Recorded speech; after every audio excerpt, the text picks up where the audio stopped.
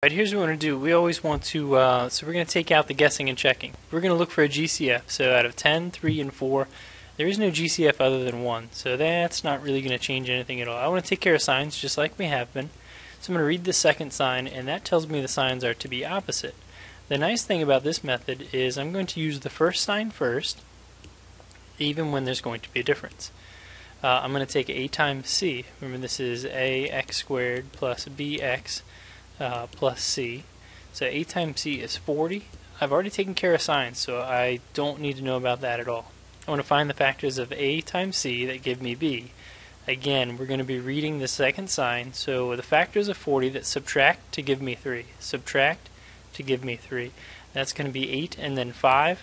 I want to put list the greater one first, so 8 is greater than 5. I'm going to put a over top, which is just 10, just the coefficient, and then reduce each one. So 10 over 8 becomes 5 over 4. They're both divisible by 2. And 10 over 5 becomes 2, and I am going to list it over 1. You'll see why here in just a fraction of a second. So 5 fourths, 5x plus 4, 2x minus 1. Okay. So now we have the first fraction becomes the first binomial, the second fraction becomes the second one. Pretty slick, right? Alright, let's try it again here. Again, we want to look for a GCF, and we want to take care of those signs. So GCF, I don't have one. I want to take care of signs. Again, we're talking about opposite signs. I did try and focus on opposite signs because those are the ones that give us a little bit of trouble. Ignoring the signs now, a times c is 24. Factors of 24 that give us b. So factors of 24 that subtract to 2. So this part we're used to doing this, just like reading the signs. 24 that subtracts to 2 is 6 and 4.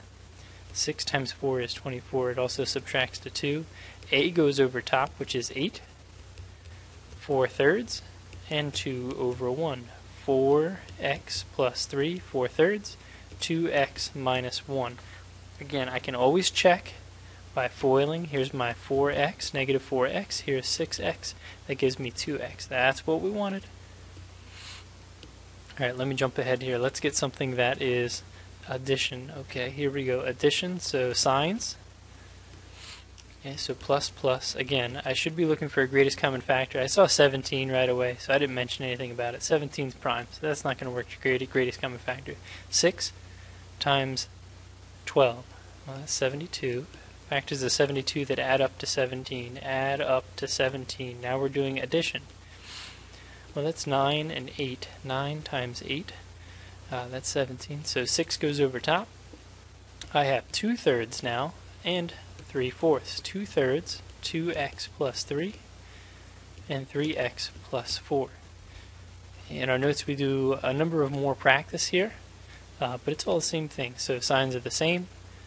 So we're dealing with the same signs, both negative. I want 4 times 20 is 80.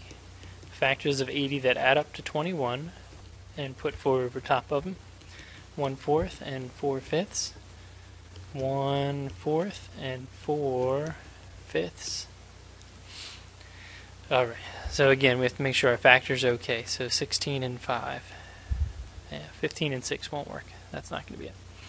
Alright, so as long as you pick the right factors, then you'll have it. So again, we can always check. So here is negative 16x, here's negative 5.